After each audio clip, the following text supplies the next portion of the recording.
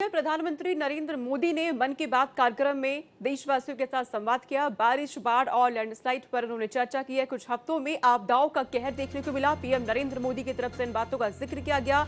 बाढ़, बारिश और लैंडस्लाइड से भारी तबाही हुई है। आपदा में सेना मददगार बनी है। पीएम ने कहा है इन बातों का जिक्र करते हुए कि जिस तरीके से कुछ हफ्तों के अंदर आपदाएं लगातार देखने को मिल रही है, लेकिन सेना लगातार आगे आ रही है, लोगों की मदद कर रही है। पीएम मोदी ने स्वदेशी चीजों के इस्तेमाल पर भी जोर दिया है। अपने मन की बात कार्यक्रम के दौरान कई बातों का जिक्र प्रधानमंत्री ने किया।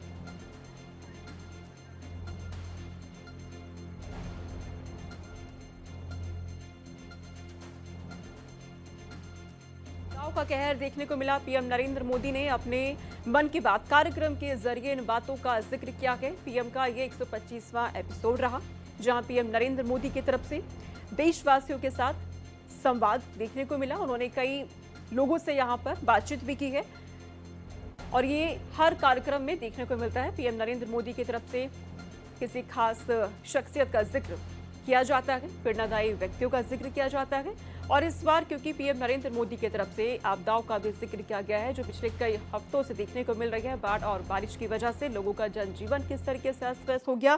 साथ ही पीएम नरेंद्र मोदी की तरफ से स्वदेशी चीजों के इस्तेमाल को लेकर भी यहाँ पर लोगों से उन्होंने ये अपील की है कि स्वदेशी चीजों का इस्तेमाल आप करें। पीएम नरेंद्र मोदी ने खिलाड़ियों का यहाँ पर जोश भी बढ़ाया। उनकी तरफ से यहाँ पे खिलाड़ियों के साथ संवाद को लेकर भी यहाँ देखा गया किस तरीके से वो लोगों को हौसला अफजाई बढ़ाने के लिए अक्सर बातचीत करते नजर आते हैं। और इस कार्यक्रम के दौरान भी पीएम नरेंद्र मोदी की तरफ से जो उपलब्धियां देश के नाम रही है, जो उपलब्धियां जम्मू कश्मीर के नाम रही, उनका जिक्र पीएम नरेंद्र मोदी की तरफ से यहाँ पर किया गया। 125वां एपिसोड ये पीएम नरेंद्र मोदी का रहा, जब उन्होंने लोगों के साथ ही संवाद किया।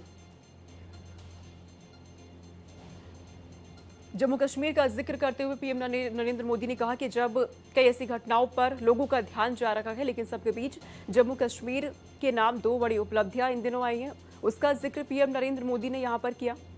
डल झील पर वाटर स्पोर्ट्स का आयोजन हुआ। इसको लेकर के पीएम नरेंद्र मोदी ने कहा कि देश कैसे आगे बढ़ रहा है। तमाम जो खिलाड़ी वहां पर हिस्सा लेने पहुंचे, उनका जिक्र पीएम नरेंद्र मोदी की तरफ से किया गया। यहाँ पर तो पीएम नरेंद्र मोदी लोगों का उत्साह यहां बढ़ाते हुए नजर आए।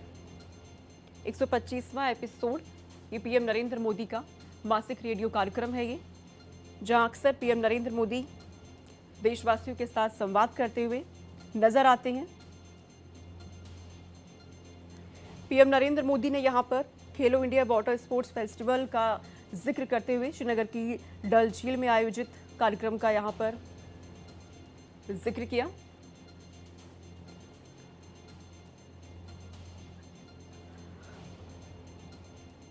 और इस खबर पर अजीत प्रताप सिंह हमारे साथ जुड़ चुके हैं, अधिक अपडेट वो हमें देंगे।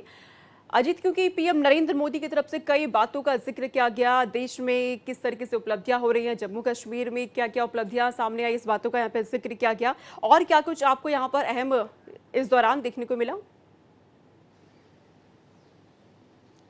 बिल्कुल, देखिए, महीने के आखिरी रविवार को हमेशा जब से प्रधानमंत्री मोदी ने प्रधानमंत्री का पद संभाला है, तब से वो महीने के आखिरी रविवार वो जनता से संवाद करते हैं और ये ऑल इंडिया रेडियो से उनका कार्यक्रम प्रसारित किया जाता है, जिसमें वो लोगों से सीधा संवाद स्थापित करते हैं। आज जिस तरह से उन्होंने खास करके मानसून पर जो नुकसान हुआ हाल के दिनों में उत्तराखंड में, हिमाचल में, जम्मू कश्मीर में, उस पर कई बातें रखी, अपनी ज़्यादातर बातें, और ये कहा कि ये त्रासदी जिनके साथ हुई है, जिन्होंने अपने को खोया है, उनके प्रति काफ़ी संवेदना है सरकार की तरफ से। खुद प्रधानमंत्री और एनडीआरएफ, एसडीआरएफ और आर्मी के लोग जहां भी उन्हें मौका मिल रहा है, वो कोई कसर नहीं छोड़ रहे हैं बचाव और राहत के लिए। लेकिन बावजूद इसके काफ़ी नुकसान हुआ है, खास करके जम्मू कश्मीर में इतना नुकसान पहले कभी नहीं होता था। इस बार जिस तरह से नुकसान हुआ, हिमाचल और उत्तराखंड में भी काफ़ी बारिश और लैंडस्लाइड के जरिए नुकसान हुआ। जो वैष्णो देवी, वहाँ पे हमने देखा कि पहली बार इतनी बड़ी संख्या में वहाँ पर लैंडस्लाइड हुई और लोगों ने अपनी जानें गंवाई।